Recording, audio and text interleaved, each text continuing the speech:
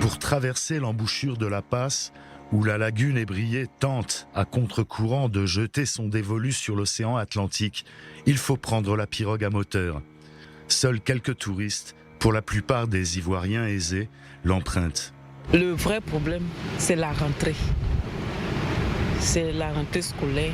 Et puis peut-être un peu le temps. Un contaminé peut aller dans l'eau et puis peut-être que c'est ça aussi. La pandémie, la saison des pluies, les frais scolaires ne sont pas propices au tourisme, mais ne semblent pas doucher l'enthousiasme du ministre du Tourisme quant à l'ambitieux projet de hisser la Côte d'Ivoire parmi le top 5 du tourisme africain.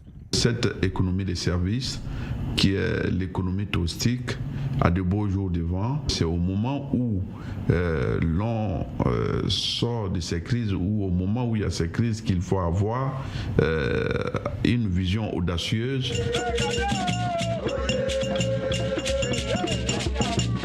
Au tempo zouglou, les étoiles d'Afrique jouent pour eux-mêmes. Qui du djembé, qui du verre et de la bouteille. On met les voiles sous le vent de l'océan comme on peut. Musique populaire ivoirienne, le zouglou s'est fait chantre des réalités sociales vécues par les jeunes des quartiers populaires.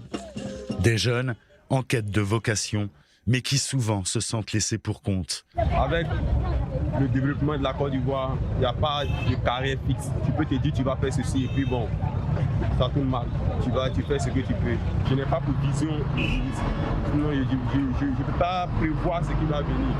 77% des Ivoiriens ont moins de 35 ans.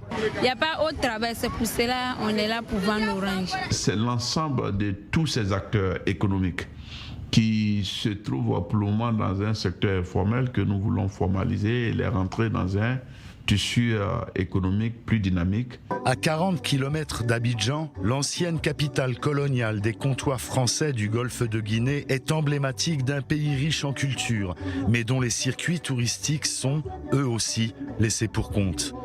Témoin des relations unilatérales entre colonisateurs et colonisés, puis du mouvement en faveur de l'indépendance, le quartier France de cette cité balnéaire, avec ses vieilles bâtisses coloniales, l'ex-hôtel des Postes et Douanes, l'hôtel de France ou l'ancienne prison des esclaves que les chrétiens s'approprient lors de la messe dominicale, tombe en désuétude. Le Grand Bassam est classé au patrimoine mondial de l'UNESCO, mais les fonds manquent. Seul le Grand Palais de Nzima, lieu de célébration de la fête annuelle de la Bissa, a été rénové. La longue plage sauvage est surtout prisée des Abidjanais des bas quartiers. L'hôtel Étoile du Sud n'affiche pas complet, loin de là. Au moins 19 personnes y perdirent la vie en 2016 lors d'un attentat terroriste perpétré par Al-Qaïda au Maghreb islamique. Les sculpteurs sur bois du marché artisanal attendent les vacanciers. Mais les crises politiques et sécuritaires du passé ont eu pour effet de faire chuter le tourisme durablement. Chaque fois qu'il y a des petits soucis, c'est le secteur artisanal qui prend les pots cassés. La sublime Côte d'Ivoire, la voici. Quant à une Côte d'Ivoire inclusive, cela prendra du temps à émerger.